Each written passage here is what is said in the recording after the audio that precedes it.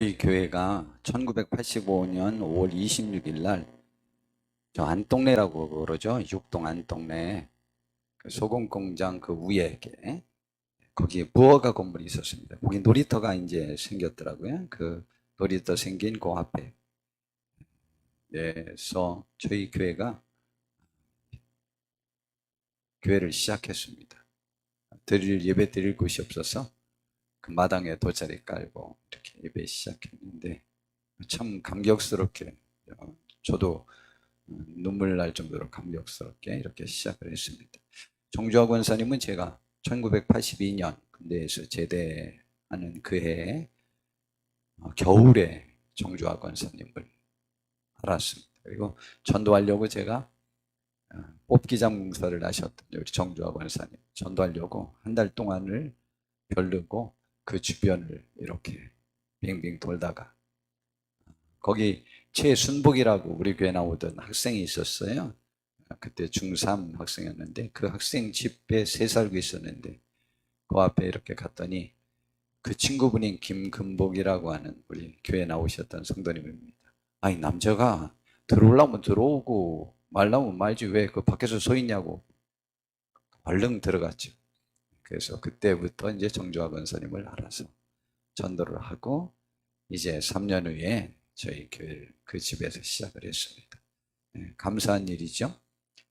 오늘 5월 26일 날 창립을 했는데 오늘 22일 날 창립 기념 주일 감사 예배를 이렇게 드리게 됐습니다. 그런데 오늘 이제 우리 교회 창립 기념일이니까 우리 교회가 무엇인지에 관해서 우리 살펴보려고 합니다. 그래서 제목을 교회의 가치, 교회는 어떤 가치가 있는가라고에 대해서 우리 좀 살펴보려고 합니다. 우선 첫 번째, 그럼 교회는 무엇일까? 라고 하는 것이죠. 우선 교회에 대한 성경에서의 정의를 좀 알아보겠습니다. 고린도전서 1장 2절에 보니까 교회에 대해서 이렇게 말합니다. 바울 사도가 고린도 교회에 편지를 쓴 거예요. 그러면서 그 고린도 교회 그 성도들에게 편지를 쓰는데 이런 표현을 썼어요. 고린도에 있는 하나님의 교회. 이제 하나님의 교회가 나오죠. 하나님의 교회는 뭐냐? 곧 이제 설명을 하는 거죠. 곧 그리스도 예수 안에서 거룩하여지고 교회는 그리스도 안에서 거룩하여지고 그래서 성도, 거룩한 무리, 성도라 부르심을 받은 자들과 교회가 바로 예수님으로 인하여 거룩해진 성도들, 그들이 바로 교회라는 거죠. 그리고 또 각처에서 우리의 주, 곧 그들과 우리 주 대신 예수 그리스도의 이름을 부르는 모든 자들, 각처에서 모여서 그들을 무리가 모여있는 곳, 그곳에 갖다 교회. 그러니까 우리들이 교회, 이 예배 처소가 교회, 이 모임체, 공동체가 교회라고 하는 것이죠. 그런데 이 교회에 대해서 또 말하기를 고린도전서 12장 27절에 너희는 교회가 성도가 그리스도의 몸, 그런데 그 그리스도의 몸 중에 특별히 지체의 각 부분이라. 그래서 우리 모든 성도님들은 예수님 몸에 붙은 손가락이 되었든 눈이 되었든 발이 되었든 어디든 몸에 전부 예수님의 몸을 형성하는 우리 각 부분이 되는 것이 우리 성도들입니다. 우리 성도님들이 아프면 예수님이 아프고 우리 성도님들이 기쁘면 예수님이 기쁘고 우리 성도님들이 지금 십자가를 지시면 예수님도 같이 십자가를 지시는 것이고 우리 성도님들이 어떤 목적을 가지면 예수님도 그 목적을 갖게 되는 것이고 하나님이 그렇게 하는 것이죠. 우리는 예수님의 몸, 또 그리고 각 지체가 되죠. 그리고 사도행전 20장 28절이 오늘 우리의 본문인데 거기에 보니까 하나님이 자기 피로 사신 교회라고 이렇게 교회를 정의했습니다. 우리 에베소 교회 장로님들, 목사님들에게 지금 설명한 거예요. 너희들이 더 굉장히 조심하고 교회를 잘 이끌어야 되는데, 교회가 왜 그렇게 신경 쓰고 잘 이끌어야 되느냐? 하나님이 자기 피로 사신 교회라고 그랬습니다. 자기 피로 사셨다고 하는 것은 하나님이 자기를 죽여서 건져낸 교회. 자기 생명을 값으로 지불하고 혹은 자신의 핏값을 값으로 지불하고 건져낸 무리들이 모여있는 곳이 교회라는 것이죠. 또 그리고 에베소서 1장 23절에 보니까 교회는 그의 몸이니 만물 안에서 만물을 충만하게 하시는 이의 충만함이니라. 교회에 예수님의 충만이 있는 곳이다. 그래서 우리들 속에 예수님이 가득 차 있어야 돼. 그것이 우리의 마땅한 교회의 모습이라는 것이죠. 그러면 이 교회에 대한 이러한 정의가 의미하는 바가 무엇이냐는 거죠. 특별히 하나님의 핏값으로 사신 교회라는 그 정의를 통해서 우리는 무엇을 생각할 수 있을까? 우리들에게 시사하는 바가 무엇이고 교회의 의미가 무엇인지에 관해서 말씀해 주고 있는 것이냐는 거죠. 저는 성경의 불가사의 첫 번째가 제가 생각하는 말씀이 이것입니다. 자기의 핏값으로 사신 교회. 교회를 우리를 말하거든요. 그런데 우리를 자신들을 돌아볼 때 연약함이 참 많죠. 부족함이 많고 정말 이루 말할 수가 없죠. 특별히 교회 그러면 제가 여기 교회도 생각이 되지만 저 자신도 생각이 되거든요. 저도 교회예요. 저도 목사도 교회고 우리 성도님들도 교회고 하나님 앞에서는 다 부름받은 하나님의 사람들이거든요. 자, 그런데 하나님이 교회의 가치를 어느 정도 부여한 것이냐? 하나님의 생명으로 살 만큼 귀중한 가치를 교회에 부여한 것입니다. 그러니까 우리 자신이 우리를 볼 때는 참 초라하고 못난 모습이 보였든 죄된 모습이 보였든 연약한 모습이 보였든 혹은 일관되지 못하고 온전하지 못한 모습을 보였든 하나님께서는 그러나 우리를 본인과 바꿀 만한 가치를 인정했다는 것이죠.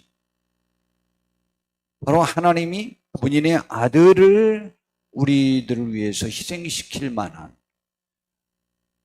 우리가 만약 무엇을 값을 주고 사면 최소한 그 물건은 내가 지불하는 값보다는 좋다고 생각할 때 혹은 그 값만큼의 가치가 되어진다고 생각할 때 그 값을 지불하는 거예요. 내가 10,000원을 지불했는데 그거는 사실은 5,000원짜리밖에 안 된다라고 하면 안 삽니다. 10,000원의 가치가 된다 혹은 그보다 더 가치가 됐는데 10,000원 받으니까 얼른 사는 거죠. 굳이 말하면 그 물건이 지불한 값보다 더 싸진 않은 거예요. 그런데 이 교회의 가치, 저나 우리 성도님들의 가치를 하나님은 자기 외아들을 희생할 만큼 혹은 자기 생명을 희생할 만큼 가치가 인정된 거죠. 그러면 또 어떻게 말할 수 있느냐? 예수님과 하나님 못지않은 가치가 우리에게 있는 것이죠. 이거 정말입니다. 여러분, 우리는 우리들의 자녀들을 위해서 충분히 죽어줄 수 있거든요. 그럼 그 자녀의 생명의 가치가 내 생명의 가치보다 뛰어나다고 생각하는 거죠. 그런데 그 가치가 내 자녀가 나보다 더 머리가 좋고 내 자녀가 나보다 더 앞으로 성공적인 삶을 살 수 있고 내 자녀가 앞으로 나보다 더 착하게 살 수 있고 내 자녀가 모든 부분에 남에게 유익을 끼칠 수 있고 라고 하는 것 때문에 죽어주는 것이 아니고 사실은 나보다 너무 뛰어난 사람을 위해서는 내가 죽어줄 이유도 없어요. 그런데 내가 죽어주지 않는 한 내 자녀는 정상적인 삶이 부족하다고 생각했을 때 부모는 희생을 하려고 하는 것이죠.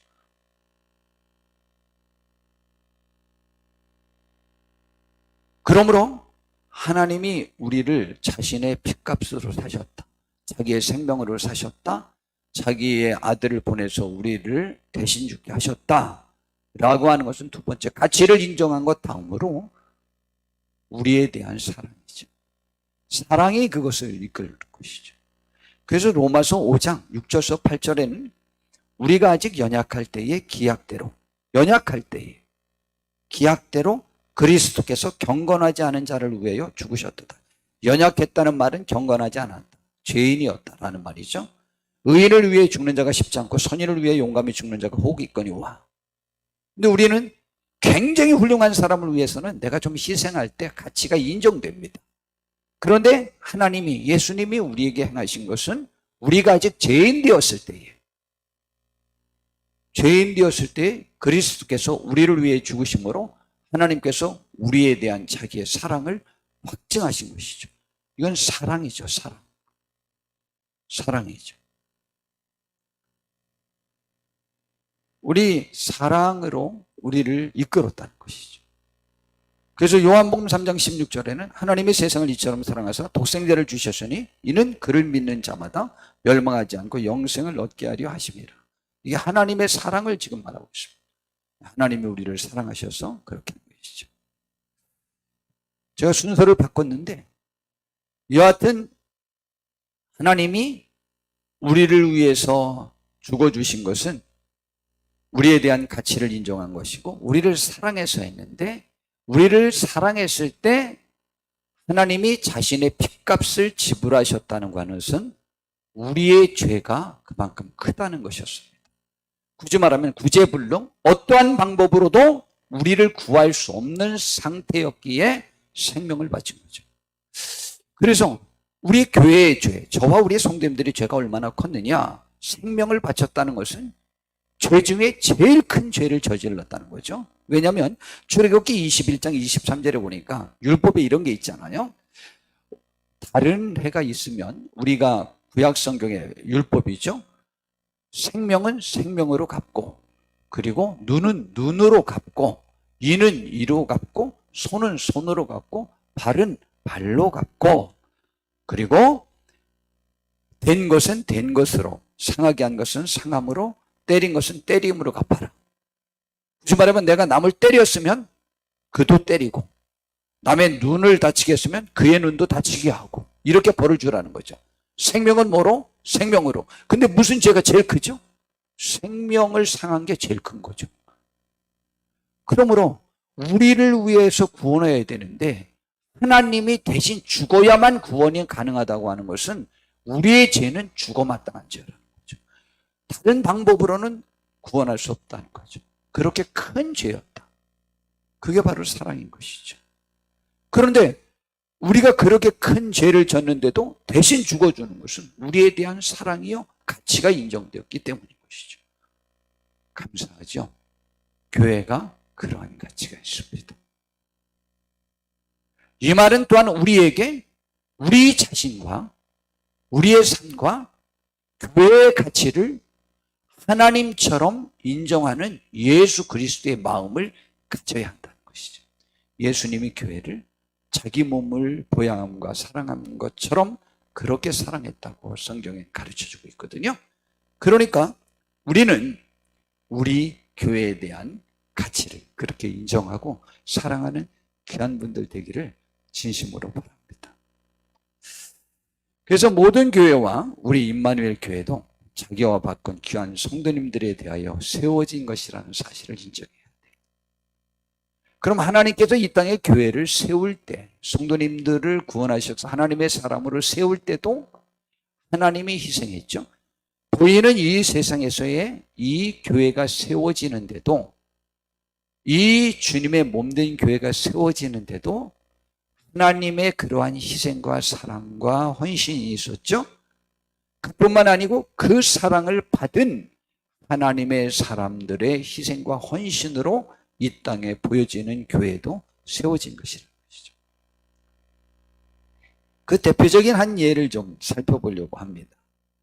바울 사도가 유럽 쪽으로 처음으로 하나님의 영의 인도하심을 받아 성령님의 인도하심을 받아 그쪽으로 선교제를 선택해서 가가지고 처음 간 지역이 빌립보 지역이었습니다.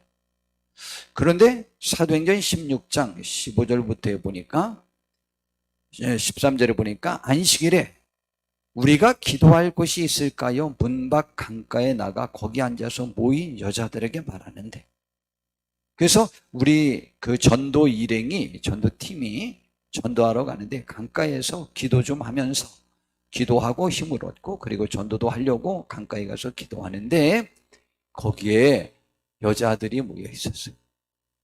그래서 그들에게 복음을 전했습니다. 그런데 두아디라시에 있는 자색옷감 장사로서, 그 빌립보 지역인데 자색 옷을 파는 장사, 자색옷은 그 옛날에는 이렇게 채색옷이라고 해서 색깔들을 그리고 물들이는 것이 특별히 비싼 옷들입니다. 그냥 색깔을 들이지 않은 옷에 비해요. 그리고 자색옷은 지금 비단 장사를 말합니다. 그러니까 좀 한 여자가 좀 부유한 여인이 있었던 것이죠. 그는 하나님을 섬기는 자로서 루디아라 하는 여자라고 했어요. 그러니까 구약 성경을 잘 알고 있는 사람이었습니다. 그 루디아라 하는 한 여자가 이 바울 사도의 말을 참 귀담아 들고 있었어요. 그러면서 주께서 그 마음을 열어 바울의 말을 따르게 하셨어요. 하나님의 마음을 열어주신 거예요. 그러자 그 여인이, 루디아가 뭐라고 말했냐면, 저기에 그 남편 이름이 나오지 않는 것으로 보아서 아마 과부였을 것이다 라고 생각합니다. 많은 학자들은. 그와 그 집이 자기 집으로 가자고 그가 권하는 거예요. 그러면서 그와 그 집이 다 세례를 받고 자기 자녀들까지 전부 세례를 받게 하고 거기서 함께 일하는 사람들도 전부 세례를 받게 하고 우리에게 청하여 이르되 만일 나를 주 믿는 자로 알거든 인정하거들랑 내 집에 들어오 요하라. 지금 전도하러 오셨는데 교회가 필요하고 예배할 곳이 필요하고 기도할 곳이 필요하지 않냐? 성경 공부할 곳이 필요하지 않냐? 내가 내 집을 내놓을 테니까, 내 집이 넓고 좋으니까 내 집을 그렇게 사용하시면 어떻겠느냐? 라고 하면서 아주 강건했습니다. 정말 너무 꼭 우리 집에서 좀 했으면 좋겠다 라고 해서 교회를 내놓은 거예요. 그래서 거기에서 머물게 되면서 유럽 지역의 최초의 교회가 저 루디아의 집에서 빌립보 교회가 세워지게 됩니다. 이 빌립보 교회는 바울 사도의 사역은 전체가 자기가 천막치기 일을 하면서 돈을 벌어가면서 사례비를 받지 않고 그런 사역을 평생 했는데 유일하게 저 빌립보 교회만 바울 사도에게 사례비를 지불하고 또한 바울 사도가 죽을 때까지 바울 사도를 도왔던 유일한 교회입니다. 저기 약 한 달 정도밖에 머물지 않았는데 그 교회가 그렇게 든든하게 세웠어요. 자, 그렇게 빌립보 교회가 루디아라고 하는 사람의 헌신으로 인하여 거기에서 세워졌습니다. 그러니까 루디아가 그렇게 헌신하니까 그곳 성도들이 그것을 본받아서 다 그렇게 섬기게 되는 것이죠. 두 번째, 교회가 이렇게 세워져서 성장하는 과정에서 반드시 필요한 것이 있습니다. 무엇이냐면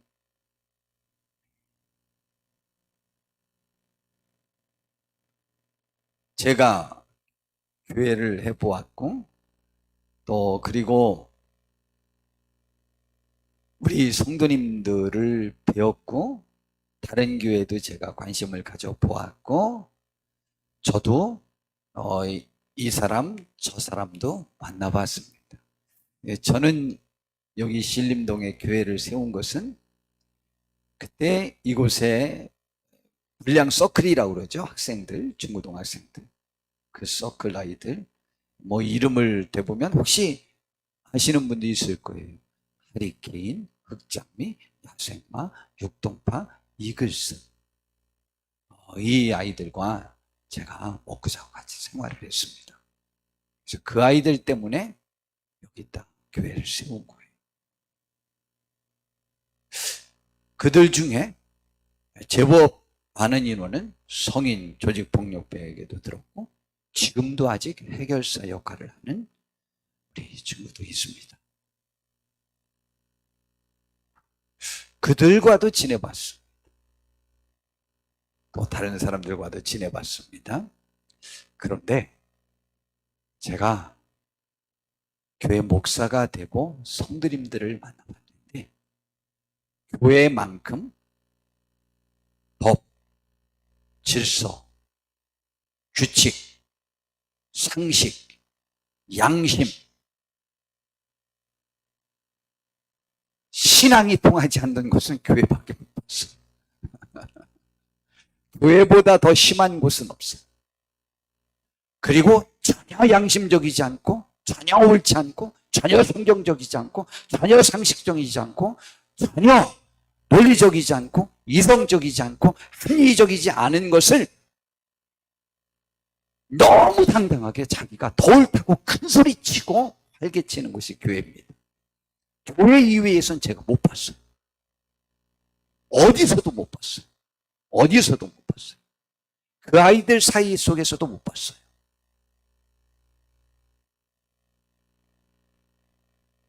그쪽도 크면 말 안 들면 처음에는 경고하고 안 들으면 손가락 자르고 안 되면 팔 자르고 그 다음에 안 되면 목이라도 잘라가지고 제거해버리잖아요. 그 폭력배들.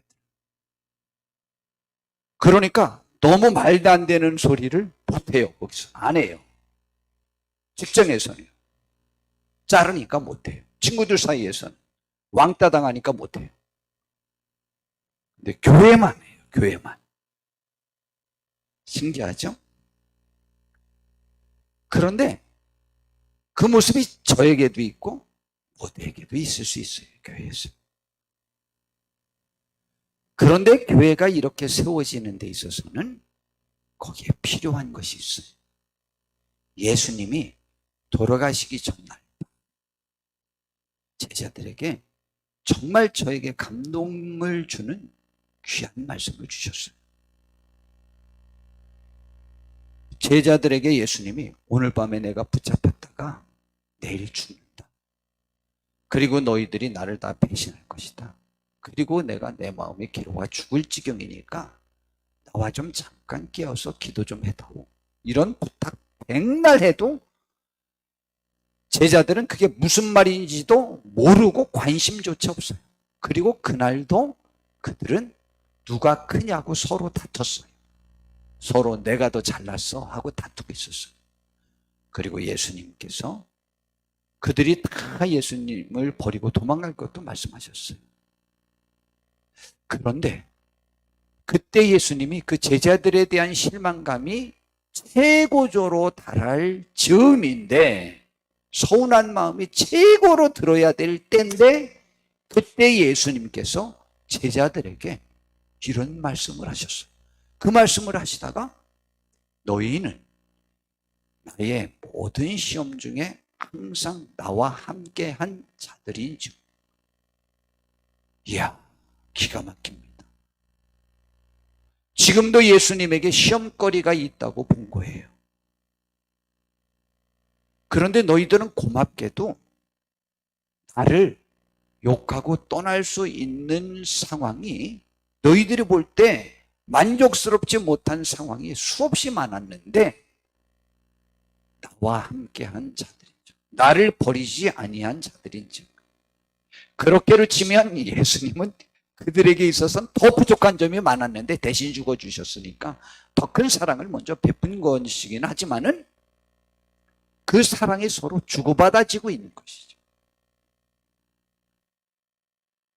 그래서 내 아버지께서 나에게 하나님 나라 그리고 이 땅을 통치하는 그 나라를 내게 맡기신 것 같이 나도 너희에게 그러한 권한을 맡겨 너희로 내 나라에 있어 내 상에서 먹고 마시며 또는 보좌에 앉아 이스라엘 12지파를 다스리게 하려 하노라 라고 이렇게 말했습니다. 최고의 축복을, 최고의 못난 모습을 보이는 제자들에게 말씀하셨습니다. 그런데 그때 예수님의 저 감정은, 지금 너희들이 부족하지만 나와 함께 있어주는 것, 함께 해주는 것, 나를 사랑해 준 것, 나를 감싸 준 것 정말 고맙다. 교회는 이 사랑으로 공동체가 형성되는 것입니다. 교회가 세워지는 데 있어서 왜 교회가 이 세상에 우리 성도님들 어떤 단체도 실제로 교회같이 엉망인 단체는 없어요. 정말입니다. 이건 저만 말하는 거예요. 이야, 저는 이동원 목사님인가 어느 목사님이 제가 쓴 표현 그대로를 사용하면서 교회를 정의할 줄은 제가 몰랐어요. 교회가 사실 그래요.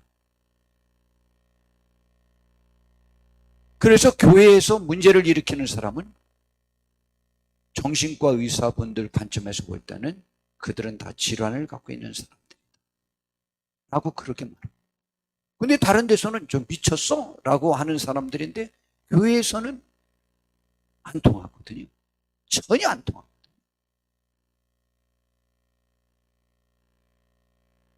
교회는 저를 포함 다 그런.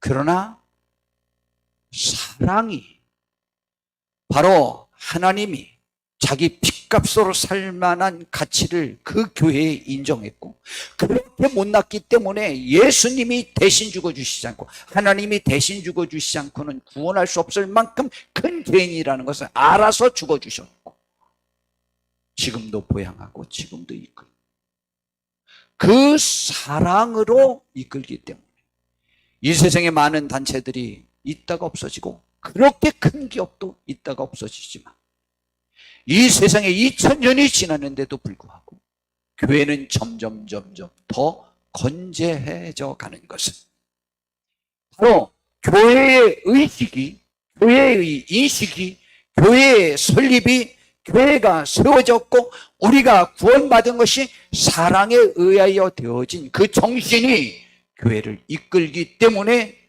교회가 지속되어지는 것입니다. 바로 교회는 사랑에 의하여 굳건히 세워져 가는 것입니다. 바로 그것이 교회인 것이죠. 전하의 예수님에게도 시험거리가 있었다면 저와 우리 성도님들에게 얼마나 시험거리가 많았겠습니까? 그런데 함께 할 수 있었던 것은 사랑이 그것을 가능하게 한 것입니다.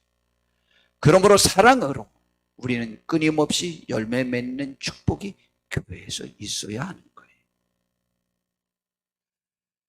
우리가 주님을 만나거나 주님이 오실 때까지 교회의 가치를 깨달아 귀중히 여기고 지켜나가겠도록 그러므로 힘써야만 하는 것입니다.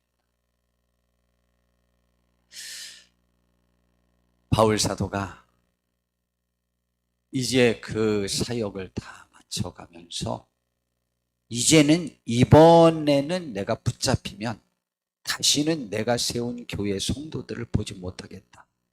이러한 계시를 하나님께로부터 받았어요. 그래가지고 바울 사도가 가장 힘을 기울여서 세웠고 목회했던 에베소 교회 장로님들을 불러 모아놓고 마지막 고별 인사를 합니다. 그 장로님들이라고 되어 있는데 지금으로 치면 목사님들이, 그 목사님들을 불러놓고 그들에게 마지막 교훈을 합니다. 그때 오늘 본문의 말씀을 한 거예요. 여러분은 자기를 위하여 또는 온 양떼를 위하여 삼가라. 성령이 그들 가운데 여러분을 감독자로 삼고, 여러분은 교회 지도자로서 교회를 위하여 여러분의 행동 거지를 조심하라. 성령이, 하나님이 그들 가운데, 성도들 가운데 여러분을 감독자로, 목사님들로 삼고 하나님이 자기 피로 사신 교회를 보살피게 하셨습니다. 교회의 가치는 하나님이 자기 생명보다 귀하게 여기는 것이니까 너희들도 교회를, 성도들을 너희 생명보다 더 귀히 여겨라. 하나님의 생명보다 하나님이 교회의 가치를 더 귀중히 여겼다라는 것이죠. 그렇게 보살피게 하셨다. 내가 떠난 후에 사나운 이리가 여러분에게 들어와서, 사탄이 여러분에게 들어와서 그 양떼를 아끼지 아니하며 그럴 사람들이 나올 거라는 것이죠. 또한 여러분 중에서 제자들을 끌어 자기를 따르게 하려고 어그러진 말을 하는 사람들이 일어날 줄을 내가 알아. 교회는 언제나 자기가 옳다고 하면서 교인들을 흩어가서 자기를 따르게 하는 사탄의 세력을, 영향력을 받은 사람들이 나오게 될 것이다. 그들은 왜 그런 일을 하느냐? 그러므로 여러분은 일깨어 내가 3년이나 밤낮 쉬지 않고 눈물로 각 사람을 훈계하던 것을 기억하라. 성경을 가르쳤던 것을 기억하라. 지금 내가 여러분을 주와 및 그 은혜의 말씀에 부탁하노니, 여러분 신앙생활에서 승리하지 않을 수 있는 것은 말씀의 가치를 잘 이해하고 하나님이 우리에게 주신 말씀을 이해하셔야 돼요. 하나님의 말씀은 옳고 그름을 판단하는 정의가 굉장히 중요하지만 하나님이 우리 인류를 판단할 때 그 정의에 의해서 죽어야 되지만 하나님이 죽여야 되는 그들을 자신이 죽고 그들을 구원하는 사랑을 적용했듯이 그와 다른 사람에게 내가 옳음네 하고 그를 죽이고 그를 떠나고 모임체를 해치면 안 돼요. 그들이 잘못했을 때 내가 그를 감싸서 그를 세우고 구원하는 일을 교회에서 하여야 하는 거예요. 하나님이 하셨듯이. 그것이 하나님의 말씀이에요. 이 말씀의 가치를 전혀 모르면 그거는 아는 게 아니고 잘못 아는 것이죠. 그 말씀이 여러분을 능히 든든히 세우사 거룩하게 하심을 입은 모든 자들 가운데 기업이 있게 할 것이다. 그런데 이 말씀의 가치를 떠나는 것은 교회를 통해서 자기 이득을 얻으려고 하는 사람 때문에 그런 일이 벌어진다고 그랬어요. 교회에서 얻을 수 있는 것은요, 자기가 잘난 체함으로 무리를 이끌고 가서 자기의 세력이 얼마나 큼을 증명하고 싶은 교만한 세력 다툼이 있는 것이죠. 첫 번째. 두 번째, 어떤 사람은요, 교회를 통해서 물질을 얻고자 하는 사람이 있어요. 명예와 물질을 얻고자 하는 그 권력에 사로잡히면 사탄에게 쓰임받게 되는 거예요. 우리는 하나님의 말씀의 가치에 사로잡혀서 교회가 든든히 계속 서가는 데 쓰임받는 그 일에 우리가 쓰임받게 되기를 진심으로 바랍니다. 에베소 교회 장로님들과의 마지막 작별 인사를 하는 바울사도가 떠난 후에 장로님들이 많은 부족한 모습을 보일 것을 예견하면서도 하나님이 그 교회를 자기 핏값으로 자신 교회를 위한 자신 그 교회라고 교회의 가치를 인정했고 교회는 이렇게 세워진 것이니까 너무 감사하지 않습니까? 저희 모두가 언제든지 그렇게 부족할 수 있고 그전에도 부족했고 지금도 부족함을 보이고 있는 이 희생과 헌신과 사랑의 교회를 세운 정신이고 그 정신이 교회를 이끌기 때문에 교회는 지금도 지탱되고 있는 것입니다. 우리가 그 사랑의 정신, 그렇지 못한 사람의 수보다 더 많이, 그러지 못한 사람들의 영향력보다 더 크게 우리가 행할 때 교회가 지탱되어지고 성장되어지는 것입니다. 우리 교회가 빌립보 교회같이 되기를 바랍니다. 빌립보 교회가 어떻게 됐는지 바울사도가 빌립보서를 쓰면서 고마움을 표현했어요. 빌립보서 1장 3절에 보니까 내가 너희를 생각할 때마다 나의 하나님께 감사하며 본심으로 감사하는 거예요. 기도할 때마다 너희 무리를 위하여 기쁨으로 항상 간구하며 너희가 첫날부터 이제까지 복음을 위한 일에 참여하고 있기 때문에 물질로 지금까지 끊임없이 돕고 있어요. 너희 안에서 착한 일을 시작하시니까 이건 진짜 잘한 일이다. 그리스도 예수의 날까지 이루실 줄을 우리는 확신합니다. 오늘 성도님들, 부족한 저와 함께 우리 임마누엘 교회와 함께 이렇게 물질, 시간, 다른 헌신으로, 봉사로, 전도로 수고하신 모든 분들, 이 착한 일을 시작하신 여러분에게 하나님이 은혜를 베푸사 예수님이 다시 오실 때까지 우리가 그 헌신을 계속할 수 있는 축복이 있기를 정말 바랍니다. 내가 너희 무리를 위해 이와 같이 생각하는 것이 마땅하니 이는 너희가 내 마음에 있습니다. 여러분, 이렇게 헌신하고 사랑으로 교제하는 사람들이 마음에도 있어요. 그래서 내가 너희를 생각하는 것이 마땅하니 이는 너희가 내 마음에 있음이며 나의 매임과 복음을 변명함과 확정함에 너희가 다 나와 함께 은혜에 참여한 자가 됩니다. 지금 바울 사도가 전도하는 일에 전도하다가 어려움을 당해서 감옥에 갇혔을 때 부끄러워하지 아니하고 끊임없이 도와주는 그 일에 너희는 계속 참여했다. 내가 예수 그리스도의 심장으로 너희 무리를 얼마나 사랑하는지. 예수님이 너희를 사랑한다.